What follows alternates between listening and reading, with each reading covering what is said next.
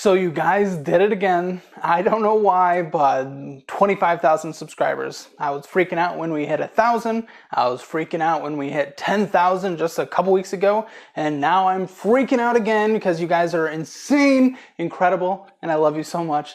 25,000 subscribers. Actually, I'm pretty sure by the time this video is getting uploaded, we'll be crossing 30,000 subscribers, but we'll see. Either way, I am beyond thankful. It's kind of insane. This is not something that I expected would happen just a few months ago when I was planning out what I wanted this channel to look like. And now I've been on a consistent upload grind of Monday through Saturday, and it's been awesome. I am having so much fun.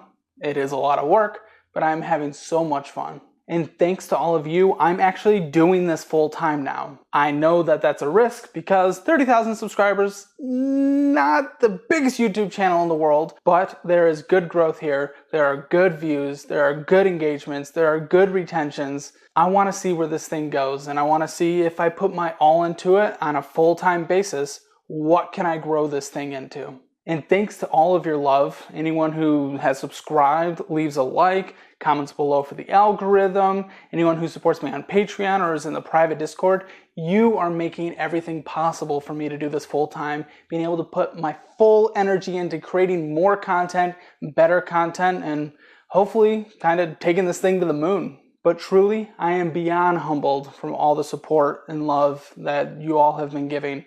All the messages reaching out to me on Instagram, Patreon, Twitter, really everything. It's kind of crazy, and I didn't expect it, and I'm incredibly blessed and incredibly happy, and I'm so thankful. I can't say that over and over again because I guess it'll just be meaningless, but I am really thankful. I wish I could express it in a better way so you actually know that what I'm saying is true, but it really is true.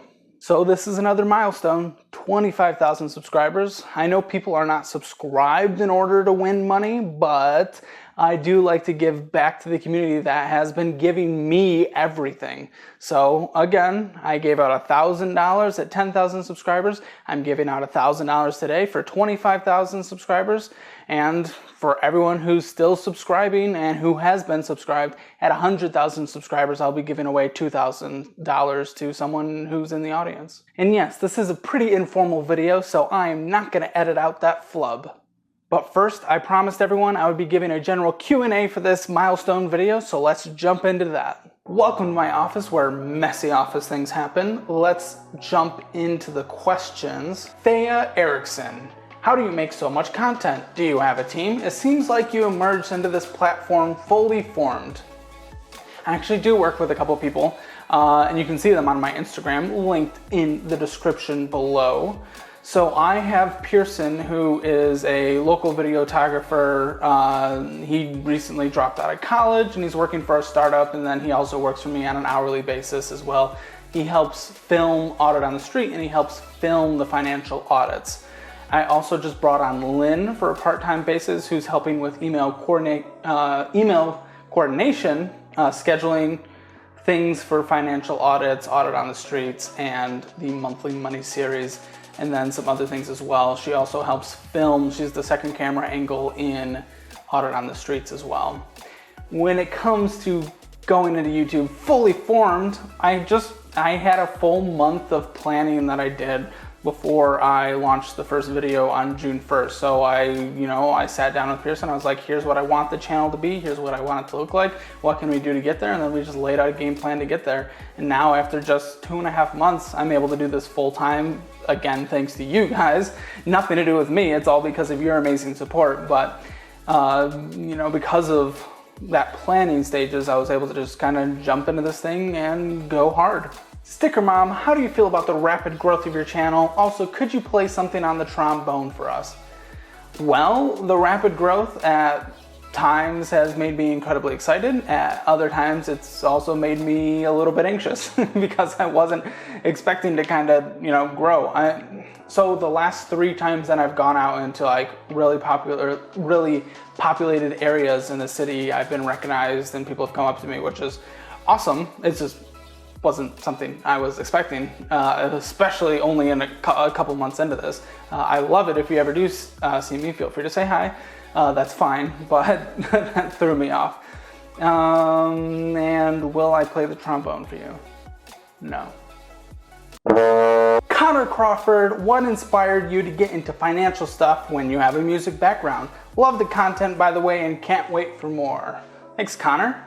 Well, I absolutely love music. I love writing music. I loved playing music. I haven't played music in a long time.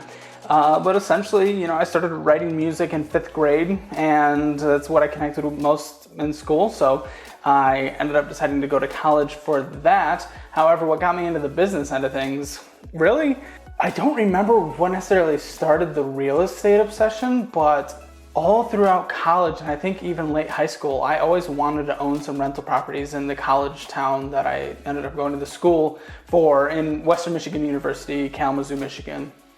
So that kind of started me down the path of wanting to get into real estate. But in terms of personal finance and stuff like that in business, I was always interested in the business side of things because my grandpa owned his own small business, my grandma owned her own small business, my dad currently owns his own small business. So I kind of come from that background of wanting to build things. So even on the music composition side, I always wanted to build it as a business. I love the writing music part of it and the relationships part of it as well, and of course the performance part of it, but I always looked at it from a business standpoint as well, which is where I think a lot of music composition majors actually tend to fail, is they don't have the business side of things fully fleshed out when they want to break out in their careers. So that's what got me into the business side of things. And then personal finances in general, didn't grow up very wealthy at all. I would say lower middle class for the majority of my life, when I was at home. And I think I was just always interested in wanting to kind of get out of that aspect of the financial world and enter at least the regular middle class, which is where my family definitely is today. But I think, when I was growing up, there were lower middle class and there was definitely some financial struggles and stuff like that. And I just wanted to educate myself and have really dedicated the last half decade, if not more, to learning everything possible about the world of personal finances. With the market being bearish, One-Eyed Wonder asks, should I be focusing my 401k, IRA on bond investments until it returns to bullish, or should I keep a percentage in stocks? Again, nothing on this channel is ever official financial advice, and I would only speak of what I would do, but I don't try to time the market. I'm just continuing to investing. Why would you want to invest when the market is, bullish again? I'd rather be buying at a discount now for when the market is bullish eventually. So I'm not changing up my investment strategy for my Roth IRA, real estate purchases, anything like that, and 401k contributions, before I was doing this full time. So if I were in that person's shoes, I wouldn't change a thing. At what interest rate does paying off a student loan become more important than investing/saving? Kevin asks, I say 4 to 5% for myself. I had high interest private student loans when I left school, and when I got my job down in Austin, I paid those off immediately. They were essentially the first thing on the list. Cut those off. But for my federal student loans that are sitting around the average 4.2%, I'm not going to touch them. It doesn't make mathematical sense. I put that money into real estate, and I continue to put that money into real estate. Now the real estate that I have, the money that's coming in on a cash flow basis month to month, more than pays for the minimum monthly payments when those student loans start back up again. Rhett Day asks, what tips do you have for someone like me? I'm in my mid-20s and I work during college, so I have no student loans. I drive a $5,000 car I bought in cash. I have loads of credit cards, but I pay them off in full every month. I also contribute regularly to my Roth IRA and my employer's 401k match. What else should I be doing if I want to get ahead and retire early? Well, I don't know how much money you make and what job you have and where you are on your overall career path, so there's definitely some contextual things there that matter. Sorry, my dog is all of a sudden wanting to play with all the toys in the world right at my feet. Oh my goodness, he's going crazy. That's okay though. I would just be maxing out your Roth IRA and maxing out your employer's based 401k in a Roth format. Honestly, that's what I would do. $5,000 car probably won't last very long. Obviously have a 6-month emergency fund. I would be saving up for that car when it breaks. You might have an issue there. I don't know what car it is again, what year, how many miles, stuff like that, but might be sense to save up a car fund on the side so you're able to purchase your next car in cash when that happens. But continue to max out those funds, make progress in your career that continues to get you more and more money every year, every 2 years, everything like that, and I'm sure you'll be good. It sounds like you're in a good position. Nosen Dachman asks, what categories do you use when budgeting? How deep or broad do you go? How do you deal with expenses that vary greatly month to month, like car repairs, doctor bills, yearly subscriptions? Well, yearly subscriptions don't necessarily, I guess if you're on an annual basis. Yeah, I mean, I kind of mark those in what it costs throughout each month anyway. And then, when it kind of hits, it hits, which might not be the best way to do that. In general, I try to follow the 50-30-20 rule, 50% on needs, 30% on wants, 20% on savings. I actually switch it to 20% on wants for myself, 30% on savings, if not more. But that's what I try to follow as a broad category. And then I just track everything in Mint, which you've probably been hearing me bring up in videos recently for other people. This is what I've been using for years, and I think it works perfectly fine for me. I don't know if I can pronounce that name very well, but I was asked, what was your status before you became more financial awareness? How did you have idea about this channel? Well, I mean, I've enjoyed, for the second part of the question, I've enjoyed YouTube forever. Me and my friends, we made YouTube videos back in high school, and you'll never be able to find those. And then even when I was working on my music stuff, I was uploading them to YouTube. I've always loved YouTube as a platform, so this was just kind of a natural progression for me. And my status before becoming financially aware, a poor college student, and right after college, a poor post-college student. But that's when I was starting to become more financially aware, and I did everything possible to get out of that negative situation, turn everything around to a positive situation. And I go into detail and then some of my past videos, like breaking down my real estate portfolio or breaking down my net worth. Dude, Lo-Fi Gamer asks, how long does it take for someone's credit score to go up when they utilize almost 100% of their credit and bring it down to 40% in one lump sum? Well, unfortunately, when I was in my college days, as I just mentioned, I was in a very bad position. I didn't know anything, and I was maxing out credit cards, and it was stupid. But guess what? When I paid those off, big lump sums as you're speaking, my credit score went up almost immediately.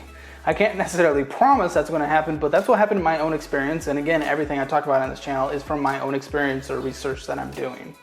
CCB asks, is paying a car loan off early a good idea? When is the most optimal time to do it? Also, is it better to rent or buy? I would definitely buy. If you're talking about a car, I assume, in general, I would rather buy than rent. And then I would just pay the car loan off early always. I try to be person to person in the financial audits, and I'm not gonna feel like punching someone in the face if they say they don't feel like paying off a car loan because the interest rate is 4% or less. It's different than student loans. It's a depreciating asset. Just pay it off early. That's what I would do.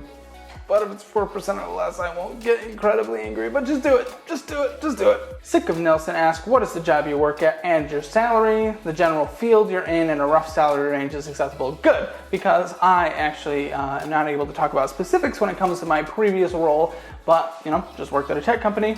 I was working in a product management role, and I was making about $100,000 a year after everything was said and done. CJ asks, marketing strategies you've used to help grow your channel so quickly. I think the first big bump that got us to 1,000 subscribers and then even 10,000 subscribers, a lot of the luck there came from TikTok actually. Wasn't expecting it, and I didn't know how to work TikTok.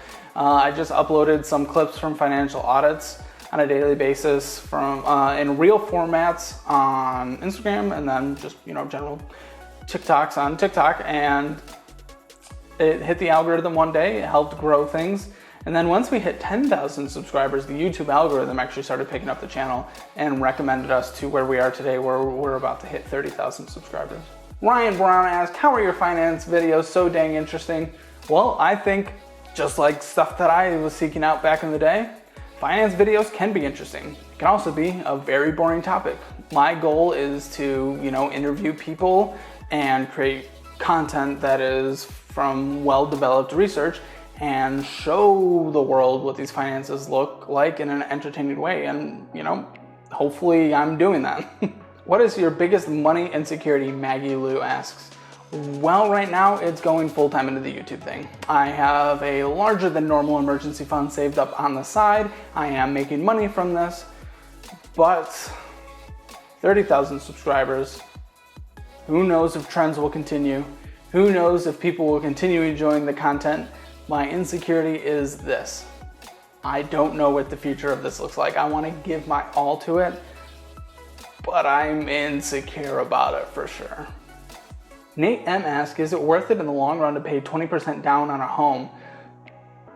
Pay 20% down on the home, so I'm thinking you took out maybe 5-10%, and you're like, well, let's get 20% equity in the home. It can be worth it, especially if your PMI is pretty bad. That can save you money in the long run. I like having a 20% minimum equity position in real estate in general, and if you're taking time investing away from just general index funds or things like that to save up for that 20% on a home, make sure that the home you're purchasing is going to give you a better annual return on average than, say, the S&P 500, and that's what I shoot for, a 12% cash-on-cash return a year on average. And then on top of that, there's also the real estate increasing in value, and then the S&P 500 on average over the course of decades on a yearly basis gives 10% a year return. Owl Righty asks, best credit card for someone who's never had one. For someone who's never had one, that's interesting. I think my favorite just general credit card is the Citi Double Cash that I've mentioned a few times because it's 2% on everything. So, from there, then get more specific credit cards that focus on specific categories that you use a lot in your life. But I think that's a great credit card for just the broad everyday usage. But for someone who's had a first credit card, 100% sure you'll be able to qualify for it. I don't know your credit situation, but that is a card that I would shoot for. What is the most important goal you hope to achieve? Jacob Hansen. That's interesting because there's a lot of goals in life. I can't believe I'm gonna say this, but may as well be a little vulnerable with a milestone video, right? I would love to have a nice, lovely little family and life partner and everything like that, but let's go to finances because that's what this channel is about. I think millionaire status, though, it's not the most important thing into my life. I think it's an important goal to at least hit because you create money structures and plans you have around your life in order to hit that. And then once you hit that, that also sets you up for success in retirement and everything like that as well. I definitely have a major goal here to hit 100,000 subscribers. That is my ultimate dream, is 100,000 subscribers. I don't know if that's possible. I didn't think 25,000 would be possible. I didn't think 10,000 would be possible. I hardly thought 1,000 would be possible within just a 6-month time period. So that's my big goal right now, I think. Do you follow a rough 50-30-20 rule, and what are your wants? Says Christine Friend. Yeah, as a general concept, I do. I do budget a little more strictly in specific categories, but as those broad categories, again, I swap the 20% around. I like to invest more than I spend on wants, but my want temptation, tech and the convenience of food. Now, you will see me going in on people for eating out in financial audits and monthly monies. But remember, it's not because they are going out to eat, it's because they're spending a ridiculous amount of money in percentage of their budgets on going out to eat, and they're doing that at a time when they are not investing or they do not have an emergency fund. Now, I comfortably fit mine within my 20% that I set on wants. But the fact that it is, more than a couple times a week, that is still too much because I know I could just be investing the rest. But I hate cooking. Oh my goodness, I hate cooking. Oh, I hate it so much that my voice just cracked. But again, if it's very comfortably in my budget, and I would not do it if it did not. And Simone asked, how are you doing today? Well, I'm doing great because we hit 25,000 subscribers and I get to do this video where we do a deep dive Q&A into questions you guys wanted to know about me. And I wanted to do that because I love you all and you are able to make everything possible that's happening here. So thank you so much. I am doing great. Now, before I announce the winner of the 25,000 subscriber $1,000 giveaway, I just have a couple plugs to make. And that's because anyone who subscribes to my Patreon or is in the private Discord are really making a difference and really helping this channel grow. Everything that is provided there, I take and I put back into making more and better content. If this is something you want to support, you can help support me on Patreon with only a couple cups of coffee a month. And if you want to be a part of my private Discord where we have multiple channels where we are chatting all day, every day about different subjects in the financial, career, and YouTube world, feel free to join that by clicking the link in the description below. You also get to view financial audits live and a lot of other behind the scenes content, and we have weekly video chats. But to be very clear, if subscribing to one of these things is even slightly outside of your financial abilities, do not do it. I would not want anyone to give me a single cent unless it's well within their financial means. But with that, the winner of $1,000 is CJ. Congratulations, CJ. Woo! And remember, I'll be giving away another $2,000 to an individual person who is within my first 100,000 subscribers, so stick around. But seriously, thank you to everyone who has subscribed, given likes, leaving comments, shared videos, everything like that. You have made the dream come true, and I am beyond grateful. Thank you.